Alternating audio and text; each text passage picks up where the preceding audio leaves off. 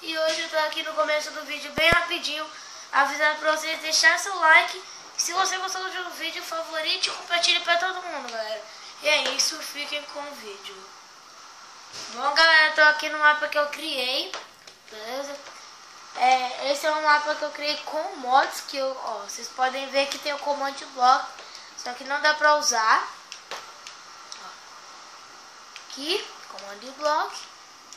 E tem o criador de monstros, galera. Esse mapa eu criei com esses dois mods. Eu não criei ele sem o chão aqui, ó. Até deixa eu aqui. Tem o ovo de dragão, né, que eu fui lá pegar. A cabeça, aqui é a minha cabeça. A picareta, e tem esses dinheiro aqui.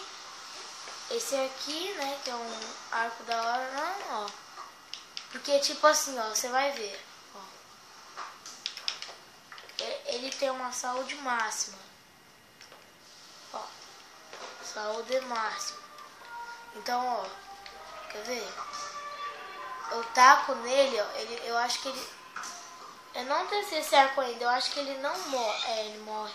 Só que tipo, ele, quando você tá usando, ele deixa você, sabe, com uma saúde máxima. Uma saúde máxima. E tem essa Big Bird. Aqui tem os kits, né? Você vai comprar os kits. E quando você comprar os kits, se você quiser, que tem esse dinheiro aqui que eu vou dividir pra todo mundo, galera, vocês vão vir pra essa arena. Quando eu tiver pronto esse mapa, eu vou deixar pra dar um ult. Você vai vir aqui, time 1, vai vir aqui correndo, rapidão, vai vir aqui e vai pular. Até quebrar esse bloco aqui, que é pra significar que é pra pular aqui. Tá? Fazer o mesmo no outro. Oxe, onde é o outro? Eu não tô entendendo. Ah tá, é aqui. Nossa, eu fiz errado. Caraca, eu fiz errado. Tá, mas tudo bem. Depois eu conserto isso. E se você... E esse é o mapa, né? Que eu vou esperar criar ele. Terminar ele.